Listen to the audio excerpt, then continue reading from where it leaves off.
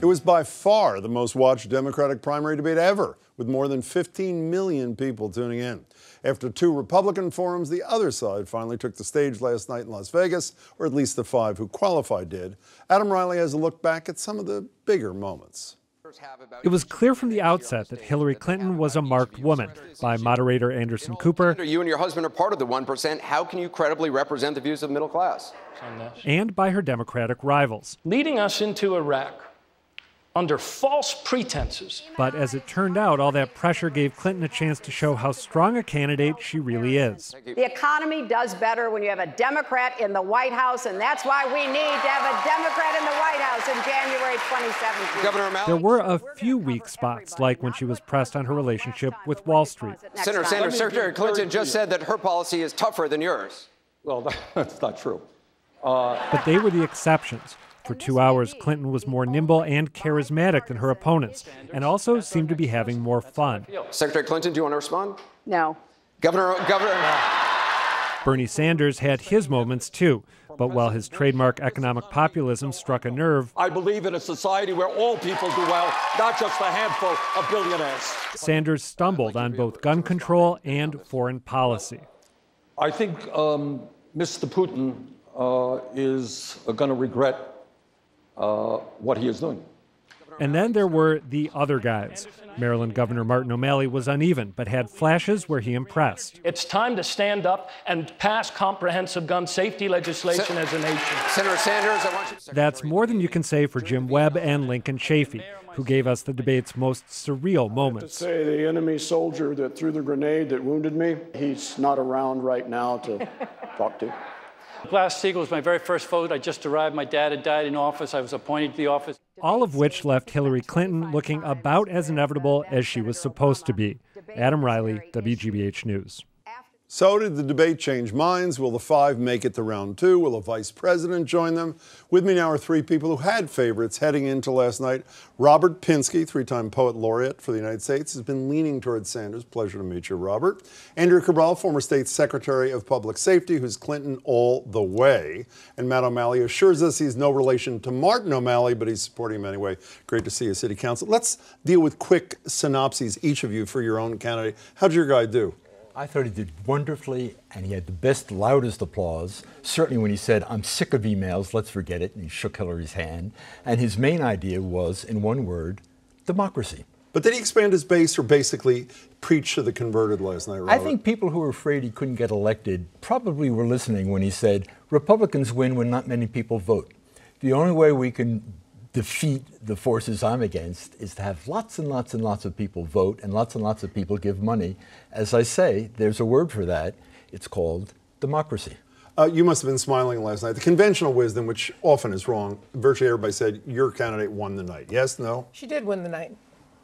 Thank you very much. I appreciate that. And she won the night because experience will out. She knows what she's doing. She knew what she was doing in 2008. And this is the subsequent election, and now we're seeing it again. She was absolutely well prepared, but she's well prepared because her answers are grounded in personal knowledge and experience. Let's talk about the other three. I think the conventional wisdom I agree with here. Martin O'Malley was the best of the three, but he didn't have a Carly Fiorina moment. It's not like he's going to have a surge as a result of last night. That's fair to say, right? Well, I think it's a great indication of the state of the Republican Party that Carly Fiorina is touted as someone who has the breakout moment. Well, she did have a breakout moment. Yes. But did your guy have a breakout moment last night? He was good on guns. That was a good moment. No, it was more than that. What Martin O'Malley needed to do going into the debate was establish himself as a credible alternative. He has done that. And the biggest takeaway that I had was that it's about actions, not words. On every issue that we Democrats care about that was addressed tonight, be it gun control, be it comprehensive immigration reform, be it equality, be it closing the achievement gap and making sure that we have a more robust economy, Martin O'Malley not only has the most extensive plan to deal with all those issues, but he's done it as governor. You're better than your candidate, I should say. Anybody want to say anything about Jim Webb? I want to try to be fair here. No? Anybody want to say anything about Lincoln Chafee? You do, don't you? Oh, it's mean, but well, go ahead. Come on. Really be mean. What is it? Lincoln Chafee reminded me of the guy you like at a wedding or a funeral. Yeah. He's from the other side of the family. And he's somebody's uncle. He's saying, I had fun talking to that guy. You're right, it was mean, actually. So you mentioned the moment about the email last night. First of all, the 3 1%ers, I don't mean in terms of money, but the people 1%, really never went at Hillary Clinton. And when your guy had an opportunity, she attacks him on guns, he has an opportunity on an issue that a lot of voters think she's vulnerable on, namely the email, yet he says this. Let me say something that may not be great politics, but I think the Secretary is right. And that is that the American people are sick and tired of hearing about your damn emails. Thank you. Me too. Me too. You know, Andy Borowitz, a brilliant satirist, said online today, in a major slip that may prove fatal to his presidential ambitions, Bernie Sanders treated his principal opponent with dignity and respect Tuesday night. But isn't that issue fair game? A lot of people don't trust her. And in part, it's because of these emails. He gave her a pass. Bernie is competing against the Republicans, not against Hillary. Well, but he has to win a primary, doesn't he, Robert Pinsky? He doesn't have to win a primary. He has to get out a lot of votes for him or her. I think he's much more interested at that moment in saying, we're not like the other side. We care about really important things. And he made that point. It may help him in the long run. It'll probably help the country in the long run. Well, let's talk about another really important point, war. Your candidate was clearly ready for something she knew was coming, namely, you voted for the Iraq War. Mm-hmm. Lincoln Chafee was the only Republican in the Senate to vote against it. We know what Bernie Sanders' vote was. She was clearly ready for this one. Here's Secretary Clinton. I recall very well being on a debate stage, I think about 25 times, with then Senator Obama, debating this very issue. After the election, he asked me to become Secretary of State. He valued my judgment, and I spent a lot of time with him.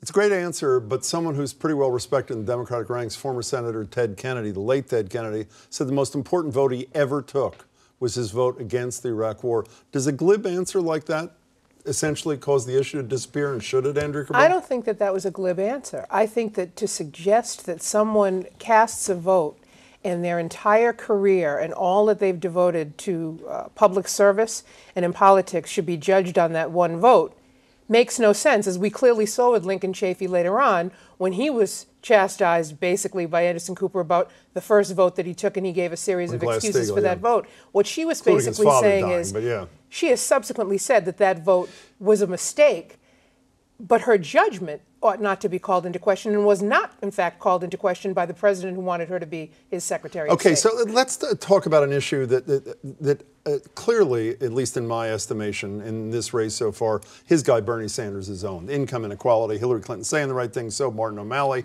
but I think it's his.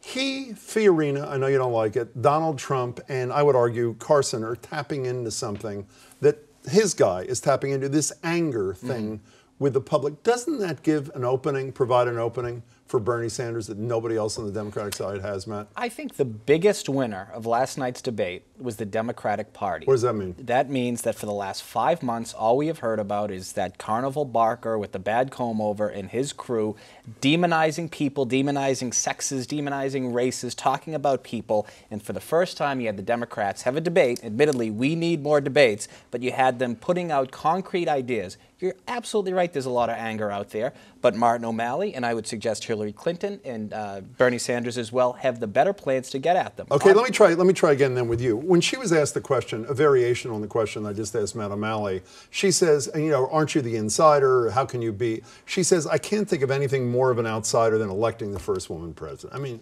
really, is that an answer to the question? As the first woman sheriff in the county, that is the answer to that question.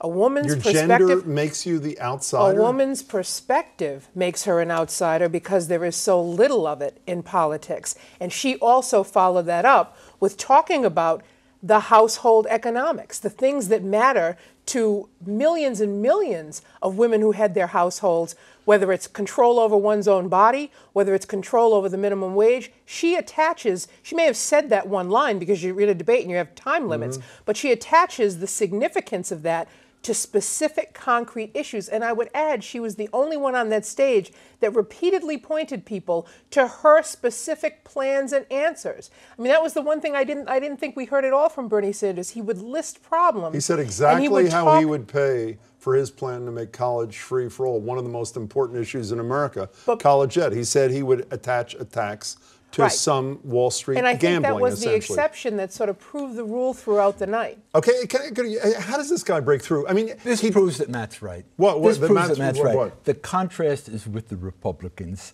Take Hillary's answer about foreign policy when she says, I learned things, and after all, Obama did appoint me Secretary of State.